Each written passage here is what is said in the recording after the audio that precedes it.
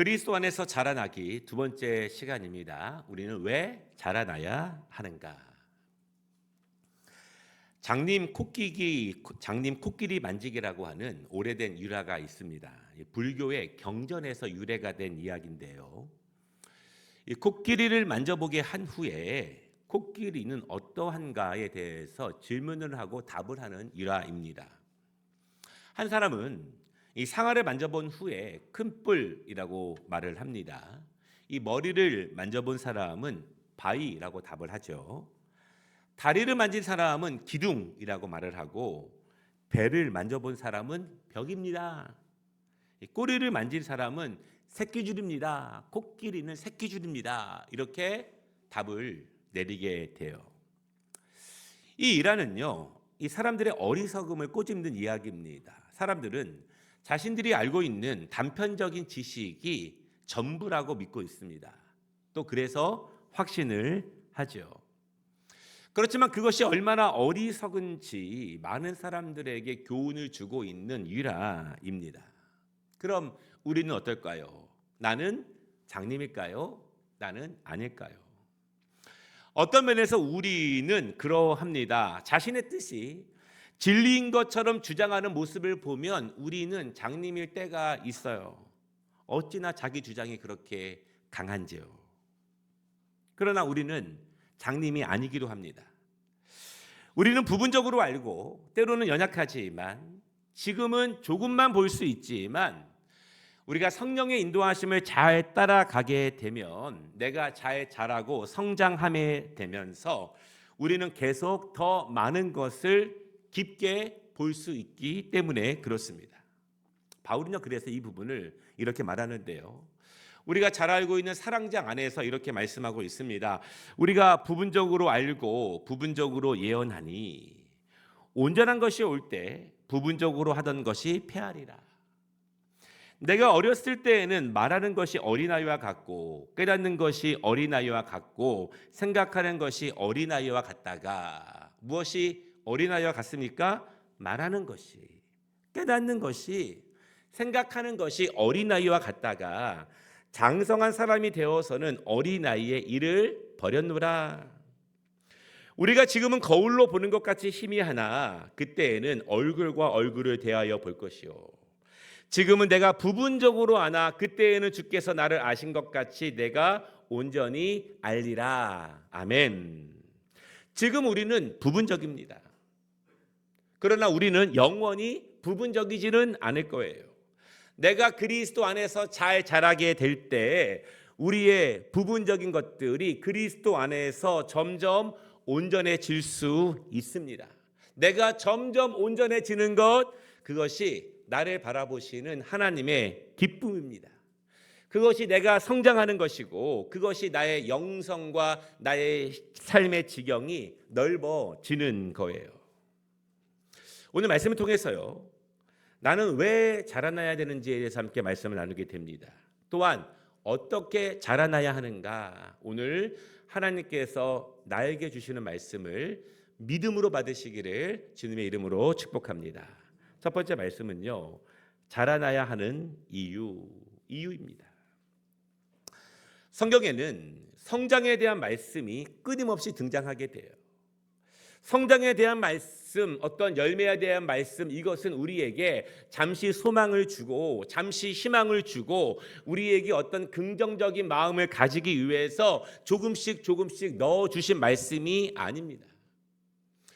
우리 그리스도인들이 잘 자라나야 하는 것은 우리 편에는 축복이고 하나님께는 우리의 사명입니다. 또한 내가 잘 자라나야 하는 것은 하나님의 명령이며 동시에 우리는 하나님으로부터 받는 은혜가 되는 거예요. 그래서 성경은요, 계속해서 성장에 대해서 우리에게 가르쳐주고 있어요. 히브리서는요, 젖이나 먹는 젖먹이 신앙에서 단단한 음식을 먹는 장성한 신앙으로 자라나라 이렇게 명령하고 있는데, 이는 젖을 먹는 자마다 어린아이니 의의 말씀을 경험하지 못한 자요, 단단한 음식은 장성한 자의 것이니 그들은 지각을 사용함으로 연단을 받아 선악을 분별하는 자들이니라, 이렇게 말씀하고 있어요. 우리가 자라나야 한다고 말씀하고 있습니다. 더 이상 어린아이에 머물러 있으면 안 된다고, 이제는 단단한 음식을 먹을 수 있는 어른 신앙으로 자라라고 히브리서는 우리에게 말씀하고 있어요. 또한 바울은요, 에베소 교회 성도들에게 이렇게 가르치고 있는데, 우리가 다 하나님의 아들을 믿는 것과 아는 일에 하나가 되어 온전한 사람을 이루어 그리스도의 장성한 분량이 충만한 데까지 이르리니, 성경은 계속 내가 자라나야 한다고 가르치고 있습니다. 내가 자라나면서 온전한 은혜를 계속 얻게 되고, 내가 자라나지 않기 때문에 계속 이리저리 치이는 연약함 가운데 신앙생활을 하게 돼요. 자라나지 않는 신앙생활은 신앙생활을 하기는 하는데 이리저리 치이는 신앙생활을 하게 된다는 것입니다. 이처럼 성경은요, 온통 우리가 자라남을 통해서 받는 은혜에 대해서 계속 우리에게 말씀을 주고 계십니다. 우리는 왜 자라나야 하는가? 성경은요, 내가 자라나야 하는 이유를 굉장히 심각하게 우리에게 말씀하고 있어요. 마태복음 7장을 보면은요, 두 가지 집의 이야기가 나옵니다. 내가 왜 자라나야 하는지 분명하게 말씀을 하고 계십니다. 반석 위에 지은 집이 있고 모래 위에 지은 집이 있어요. 사실 이 두 집 모두 겉으로 보기에는 비슷합니다. 이 두 집은 별로 차이가 나지 않아요. 땅 위로 솟아나서 사람들의 눈에 보이는 집은 멀쩡하고 건실해 보입니다.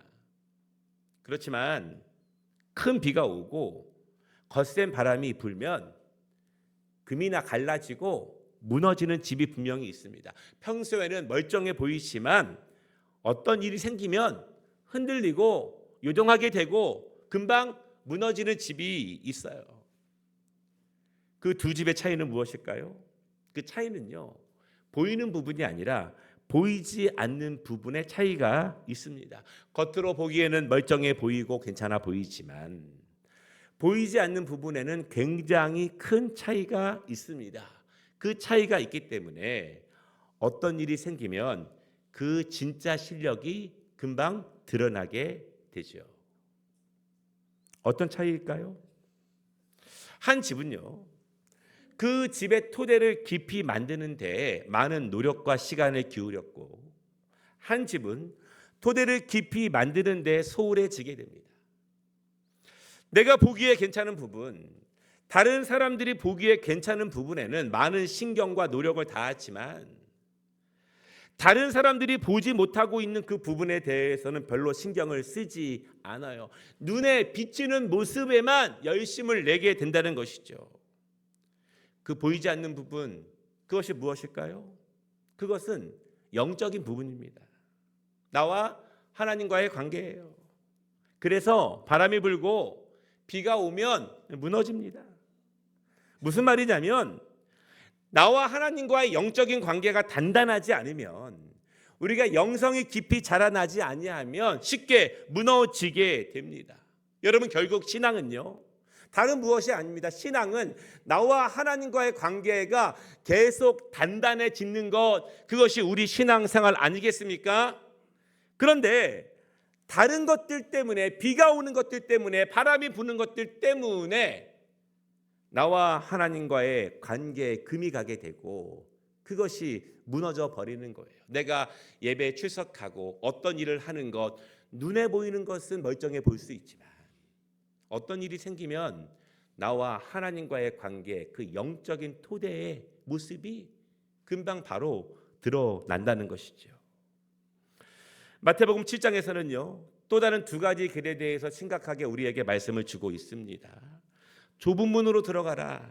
멸망으로 인도하는 문은 크고 그 길이 넓어 그리로 들어가는 자가 많고, 생명으로 인도하는 문은 좁고 길이 협착하여 찾는 자가 적음이라. 이렇게 말합니다. 여러분, 중요한 것은 성경은요, 많은 길을 말하지 않습니다.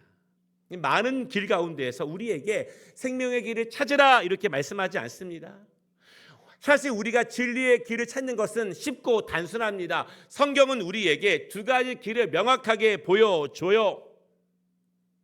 그런데 왜 많은 사람들은요, 실질적으로 대다수의 사람들은 넓은 길로 선택하여 걸어갈까요? 일단 우리는 시각적으로 내가 보기에 보이는 대로 판단하는 경향들이 있습니다. 내 눈에 보기에 그 길이 넓고, 그리고 또한 좁고 힘든 길, 그래서 그 길로 걸어가죠. 그런데 제가 이 말씀을 보면서 생각해 보니까 사람들이요, 단순히 보이기만 하는 것으로 판단해서 멸망의 길로 간다고는 생각하지 않습니다. 사람들은 모든 감각을 동원해서 판단합니다. 내가 보는 것, 내가 듣는 것, 내가 냄새를 맡고, 내가 만지고, 내가 느끼고, 내가 경험하는 모든 것을 통해서 그 사람이 그동안 자라온 모든 환경과 그 사람이 그동안 배워온 모든 지식들과 그가 살아온 모든 것들을 동원해서 사람들은 넓은 길이 생명이라고 확신하고 선택해서 그 길을 걸어가게 됩니다. 우리는 여기서 중요한 점을 알게 되죠. 내가 말씀을 중심 삼지 않으면, 정말 하나님의 말씀이 나의 기준이 되지 않으면 나는 나의 모든 것을 다하여 선택하게 되고 결정하게 되지만, 나는 최선을 다하게 되지만, 나의 모든 것을 사용하여 신중하게 결정하지만, 그럼에도 내가 가는 길이 생명의 길이 아니라 멸망의 길이 될 수 있다는 것입니다. 내가 말씀을 중심 삼지 않으면.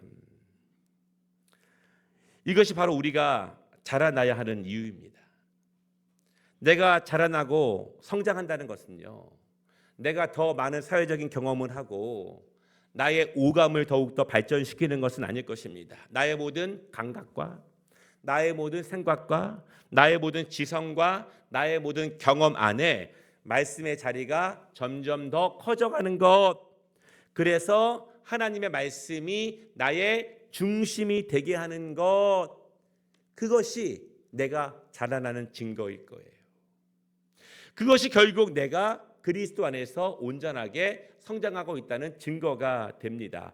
그래서 바울은요, 고린도후서 10장 4절과 5절에서 이렇게 강조하고 있어요.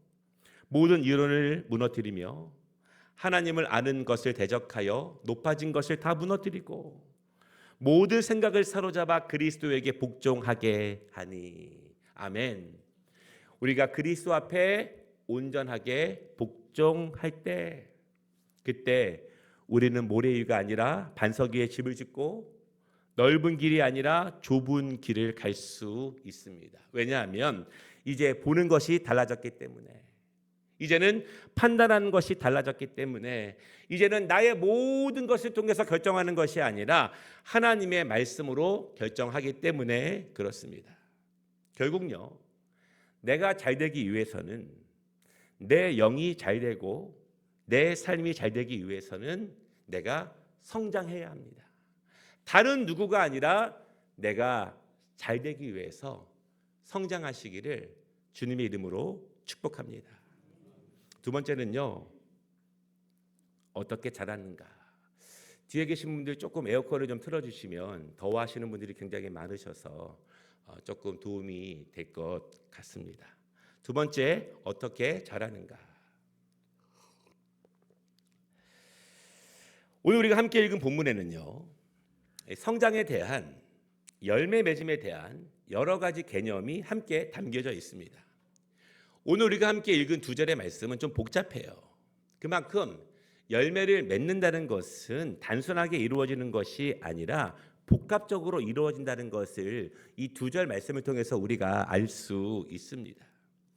오늘 우리가 함께 읽은 말씀을 두 절로 한번 나눠서 함께 볼 것인데요. 첫 번째는요, 열매를 많이 맺으면 하나님께서 영광을 받으시고 내가 그리스도의 제자가 되었다는 증거가 됩니다. 우리가 자라나야 하는 이유가 있어요. 그것은 열매를 맺기 위해서입니다. 그저 자라는 나무는 없어요. 그저 심겨지는 나무는 없습니다. 쭉정이는 스스로 번식하지만 열매를 원하는 나무는 목적을 가지고 심겨져요. 마찬가지로 그저 신앙생활하는 그리스도인들은 없습니다. 모든 그리스도인들은 마땅히 열매를 구하고 상급을 원하면서 신앙생활을 하는 것입니다. 성경은 그것을 명확하게 말하고 있고 그리스도인들은 마땅히 그것을 위해서 자라야 하는 것이에요. 그런데 우리가 열매를 맺어야 하는 이유는요, 하나님께만 좋은 일이 아니라 나에게만 좋은 일이 아니라 하나님과 내가 함께 연합하는 것이 열매를 맺는 일입니다. 오늘 8절은 그것을 명확하게 말합니다. 너희가 열매를 많이 맺으면 내 아버지께서 영광을 받으실 것이요 너희는 내 제자가 되리라. 아멘. 우리가 열매를 맺으면 하나님께서 영광을 받으십니다. 왜냐면요, 우리가 잘 자라나고 있기 때문에, 하나님의 기대대로 잘 자라고 있기 때문에, 하나님의 말씀대로 잘 자라고 있기 때문에, 성령님의 인도하심을 잘 받아서 잘 자라고 있기 때문에, 그래서 마땅히 열매를 잘 맺었기 때문에 하나님이 기뻐하시는 거예요. 그런데 이 8절 말씀은요, 이어서 이것이 내가 그리스도의 온전한 제자로 섰음을 증명한다고 말씀하고 있습니다. 우리 모든 그리스도인들은요, 반드시 당연하게 그리스도의 제자가 되어야 합니다. 내가 신앙생활을 한다는 것 자체가 그리스도의 제자가 되는 것을 다짐하는 행위가 되죠. 그럼 나는 어떤 제자인가? 나는 든든한 제자인가? 아니면 조금 부족한 제자인가? 내가 그리스도의 든든한 제자, 온전한 제자, 잘 자라고 있는 제자임을 우리가 어떻게 알 수 있는가? 내가 잘 자라고 있는 제자임을 내가 무엇으로 증명할 수 있겠습니까? 오늘 본문은요, 열매를 통해서 내가 잘 자라고 있는 제자임을 증명한다고 말씀하고 있어요. 우리는 그래서 잘 자라나야 합니다. 잘 자라야 열매를 맺을 수 있어요. 열매를 맺으면 하나님이 기뻐하십니다. 그것으로 내가 그리스도의 참 제자임을 증명할 수 있는 것입니다. 다른 걸로 가능한 것이 아니라, 내가 그리스도의 참 제자라는 것을 다른 것으로 말로 되는 것이 아니라 열매를 통해서 내가 그리스도의 참 제자됨을 증명할 수 있습니다. 그런데 두 번째로요, 그러면 어떻게 열매를 맺을 수 있는가? 너무너무 중요한 말씀입니다. 사실 우리는요, 열매를 먼저 생각할 필요는 없습니다. 내가 열매가 없음을 벌써부터 걱정할 필요는 없어요. 지금 우리는요, 내가 잘 자라나는 데에만 집중하면 됩니다. 왜냐하면 내가 잘 자라나면 열매를 맺히기 때문에 그래요. 그래서 7절은 내가 잘 자라는 법을 이렇게 말하고 있습니다. 너희가 내 안에 거하고 내 말이 너희 안에 거하면 무엇이든지 원하는 대로 구하라. 그리하면 이루리라. 우리가 잘 자라기 위해서 가장 중요한 것은요, 우리가 그리스도 안에 거하는 것입니다. 가장 선행되어져야 하는 것은 그리스도 안에 거하는 거예요. 그리스도의 밖이 아니라 그리스도 안에 거하는 것입니다. 그러면 내가 어떻게 그리스도 안에 거할 수 있을까요? 내가 그리스도 안에 거한다는 것은 도대체 어떤 의미일까요? 그것은 오늘 7절 말씀처럼 내 말이 너희 안에 거하는 것입니다. 내 말이 너희 안에 거하는 것. 예수 그리스도의 말씀이 내 안에 거하는 것이 그리스도 안에 내가 거하는 것입니다. 말씀이 나의 중심이 되는 것입니다. 말씀이 나의 삶의 기준이 되는 것입니다. 그것이 그리스도 안에 거하는 거예요. 내가 그리스도와 함께합니다. 내가 그리스도와 동행합니다. 주님이 나와 함께하십니다. 나를 인도해 주십니다. 이것은 다른 것이 아니라 내가 주의 말씀 안에 거하는 거예요. 말씀을 가볍게 여기지 않고, 말씀을 소홀히 여기지 않고, 어떤 말씀은 순종하지만 어떤 말씀은 순종하지 않는, 부분적으로만 순종하지 말고 온전히 나의 삶 안에 하나님의 말씀을 중심에 두게 하는 것, 그것이 내가 그리스도 안에 거하는 것입니다. 여러분 그렇지 않습니까? 내가 어떤 사람의 말을 가볍게 여기고 중요하게 여기지 않고 소홀히 여기고 부분적으로만 내가 따라가면서 내가 어떻게 그와 함께한다고 그 안에 거한다고 말할 수 있겠습니까? 말씀이 내 안에 있는 것, 내 삶의 중심이 되는 것, 내가 말씀대로 살아가는 것, 그것이 내가 그리스도 안에 거하는 증거예요. 도대체 이것이 무슨 말인가? 제가 한번 예를 들어 드릴게요. 어떻게 해야 되나 고민될 때, 무엇을 먼저 해야 될지 갈등할 때, 머리와 가슴이 서로 다르게 말할 때 내가 무엇을 따라가야 할까요? 거기서 내가 말씀을 중심에 두는지가 갈라지게 됩니다. 내 몸과 내 마음이 서로 다른 것을 향하고 있을 때 그때도 말씀의 중심을 두는 것입니다. 나의 생각과 나의 경험과 나의 판단과 내가 결정한 것이 말씀과 충돌될 때, 지금 내 감정이 끌어오르고 있는 것이 말씀과 충돌될 때, 지금 내 상황이 말씀과 충돌될 때, 그때 직감적으로 아는 거예요. 짖대가 직감적으로 내가 말씀에 순종해야 될 때, 그 갈등과 긴장이 고조될 때, 그때가 내가 하나님의 말씀을 중심 둬야 될 때임을 영적으로 깨달아 그때 하나님의 말씀이 나의 삶의 중심이 되게 하는 것입니다. 사실 그리스도인들에게 가장 중요한 것은 관계예요. 나와 하나님과의 관계가 제일 중요합니다. 이제 우리가 2주 후에 추수감사주일을 준비하게 되는데, 이 감사는요 결국 관계입니다. 형편을 넘어서는, 상황을 넘어서는 관계가 감사의 중심이 돼요. 우리 신앙은 결국 나와 하나님과의 관계가 중심이 되는 것입니다. 내가 그분을 중요하게 여기고 그분이 나를 중요하게 여기시고, 내가 그분의 말씀을 존중하고 그분이 나의 기도를 들으시고, 내가 그분의 뜻을 우선적으로 행하고 그분은 나의 중심을 받아주시고, 이렇게 신앙은 그리스도와 나 사이에 양방향으로 흐르고 있는 관계예요. 내가 온전한 예배를 드리고 하나님 그 예배를 기쁨으로 받아주시고, 우리는 간절한 마음으로 하나님께 기도를 올려드리고 하나님 그 기도를 응답으로 내려주시고,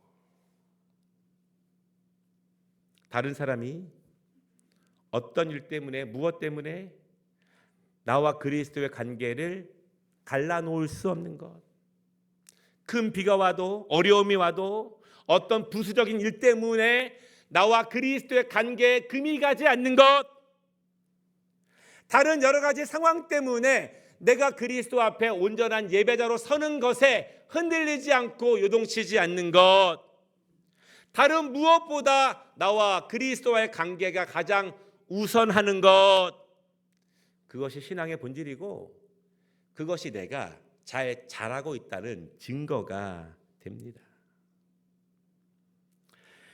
여러분, 그런데 7절은요 내가 잘하는 것과 기도를 연결시키고 있어요. 내 말이 너희 안에 거하면 무엇이든지 구하라, 그리하면 이루리라. 우린 여기서 신앙의 중요한 조건들을 알게 됩니다. 세 가지로 제가 한번 정리해 봤는데요. 그리스도와 내가 온전히 연합할 때, 내가 그리스도 안에 거할 때, 그때 온전한 기도가 이루어집니다. 그때 응답되는 기도가 드려집니다. 그때 응답이 또한 우리의 열매로 맺혀지는 거예요. 기도의 응답이 우리의 열매로 맺혀지게 됩니다. 그런데 이때의 기도는 자기 중심적인 기도만은 아닐 것입니다. 이 땅의 것만을 위한 기도는 아닐 거예요. 왜냐하면 이제는 내가 그리스도 안에 거하였기 때문에, 그분의 말씀이 나의 삶의 중심이 되었기 때문에, 그때의 기도는요 하나님께는 영광이 되며 나에게는 은혜와 축복이 되는, 하나님과 내가 연결된 기도를 우리는 올려드릴 수 있습니다. 그리고 그 안에서 기도드릴 때 우리는 열매 맺는 응답을 받을 수 있는 것입니다. 말씀을 마치겠습니다. 우리는 왜 자라나야 하는가? 바울은 이렇게 단호하게 말하고 있습니다. 에베소 2장 2절에서요.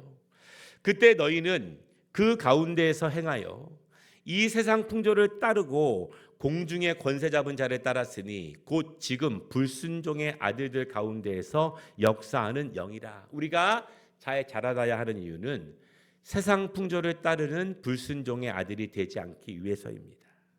또한 모래 위에 집을 짓지 않고 넓은 길로 가는 자가 되지 않기 위해서 우리는 잘 자라야 합니다. 어떻게 자랄 수 있는가? 7절과 8절 말씀을 제가 한번 도표로 정리해 봤는데요. 필요하신 분들은 셀 리더에게 받아가실 수 있을 거예요. 내가 그리스도 안에 거하면, 이 말은 곧 그리스도의 말이 내 안에 거하는 것입니다. 그 안에서 기도하면 이루리라. 아멘. 기도가 이루어지기 때문에 우리는 많은 열매를 얻는 거예요. 그냥 그 열매는 하늘에서 푹푹 떨어지는 것이 아니라 내가 그리스도 안에 거해서 기도할 때 그 기도가 응답되는 것이 열매인다는 거예요. 그 열매가 맺히면 하나님께는 영광이 되고 나는 그리스도의 제자로 증명되는 것입니다. 핵심은요, 그리스도의 말씀이 나의 삶의 중심에 두게 되면, 그리스도의 말씀이 나의 중심에 두면 자라게 됩니다.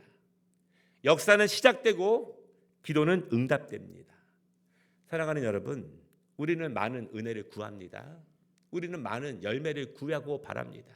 그러나 가장 중요한 것은 내가 잘 자라는 데 중심이 있어요.